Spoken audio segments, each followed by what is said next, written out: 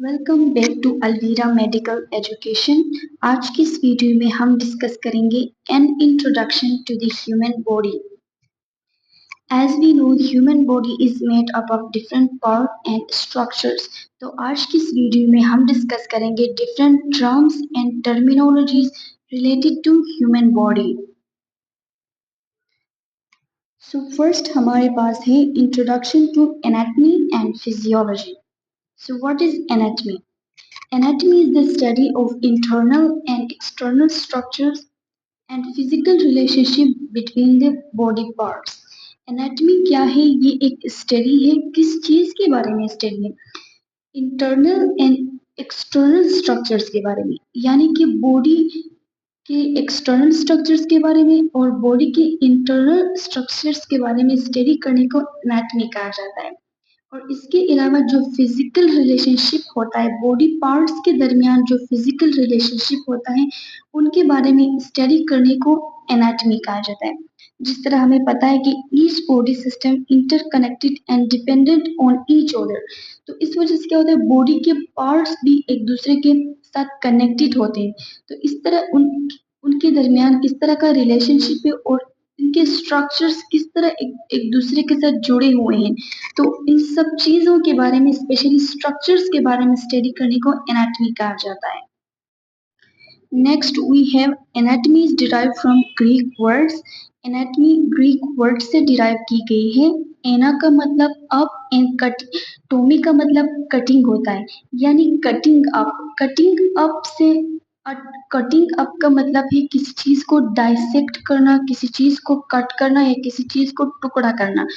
तो very first जो ancient time था, जो प्रीवियस टाइम था, जो पुराना टाइम था, तो उसमें क्या होता था, उसमें जो इमेजिंग टेक्नोलॉजी नहीं था, जिस तरह के अभी एक्सरे वगैरह करते हैं, वो टेक्नोलॉजी नहीं था। तो उस वक्त किसी भी चीज, किसी भी लिविंग ऑर्गेनिज्म या ह्यूमन बॉडी के स्ट्रक्चर को स्टडी करने के लिए, इनसाइड स्ट्रक्चर्स को स्टडी करने के लिए बॉडी को कट करते थे, बॉडी को डाइसेक्ट करके तो इनसाइड स्ट्रक्चर्स को स्टडी करते थे। तो उस वक्त ये एना का मतलब अप एंड टोमी का मतलब कटिंग, यानी कि उस वक्त एनाटॉमी कटिंग यानी कटिंग अप से डिराइव किया गया था। So anatomy, ana mean up and tomy mean cutting. Next we have physiology.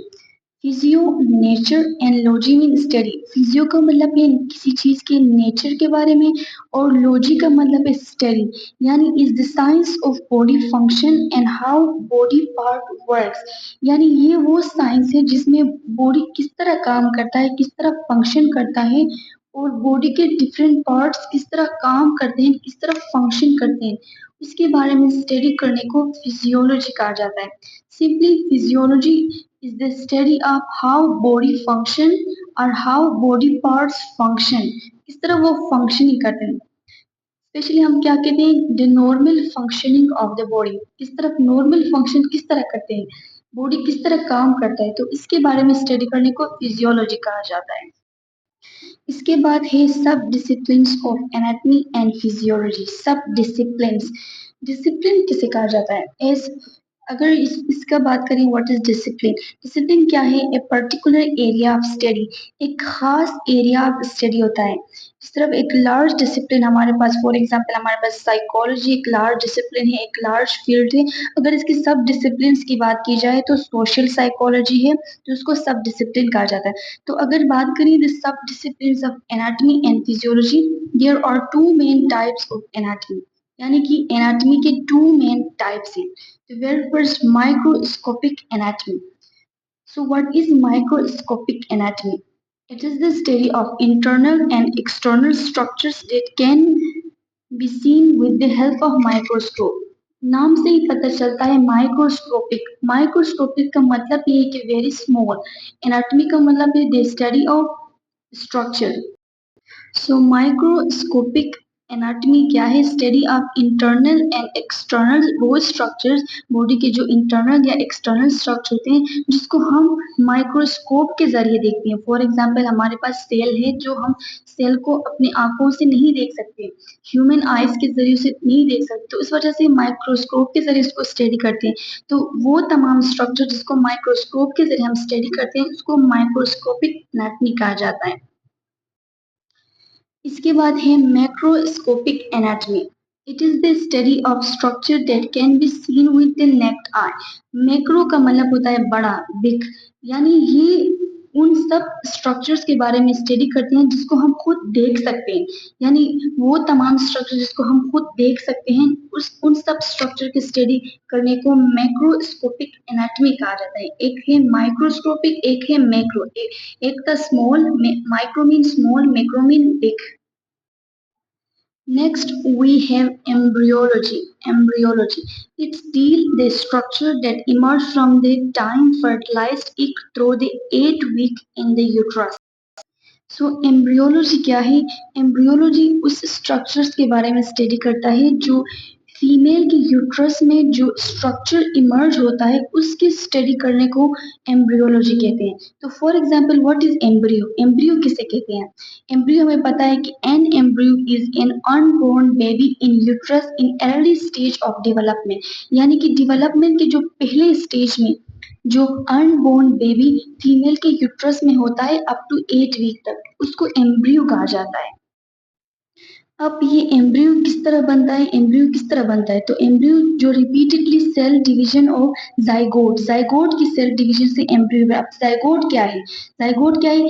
जो cell form by the union of two gametes, यानी एक मेल गेमेट्स होता है, एक फीमेल गेमेट्स, उनकी कम्बिनेशन से जो स्ट्रक्चर बनता है उसको जाइगोट कहा जाता है।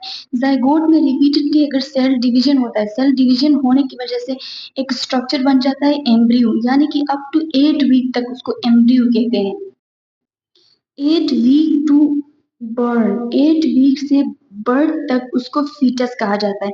यानी कि पूरे जो बेबी इनसाइड द ह्यूमन जो पूरे डेवलपमेंट प्रोसेस होता है उसको स्टडी करने को एम्ब्रियोलॉजी, स्पेशल एम्ब्रियो की स्टडी करने को एम्ब्रियोलॉजी कहा जाता है। तो इसमें क्या होता है एम्ब्रियोलॉजी में? Just study and structure of study the structure of embryo, embryo के स्ट्रक्चर के बारे में पढ़ते हैं। Next we have developmental biology. ये क्या है? Structures that emerge from time fertilize egg to adult. यानी कि जिस तरह हम लोगों ने एम्ब्रियोलॉजी में पढ़ा था, ये भी सेम है, ये डेवलपमेंटल बायोलॉजी है। यानी कि स्ट्रक्चर्स इमर्ज होते हैं फर्टाइल, यानी कि जो फीमेल और मेल स्पर्म फर्टिलाइज होने के बाद जो स्ट्रक्चर इमर्ज होते हैं फ्रॉम स्मॉल टू एडल्ट, किस तरह बनता है एम्ब्रियो टू लार्ज ह्यूमन, या बेबी किस तरह बोर्न होता है, ये पूरे प्रोसेस को स्टडी करना, पूरे स्ट्रक्चर्स किस तरह बनते हैं इसको स्टडी करने को डेवलपमेंटल बायोलॉजी कहा जाता है।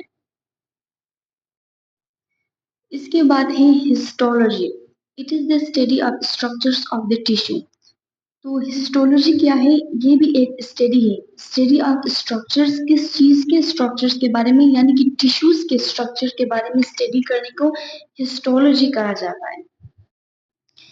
इसके बाद है सरफेस एनाटॉमी। सरफेस एनाटॉमी क्या है? Anatomical landmarks on the surface of body through the visualization and palpation.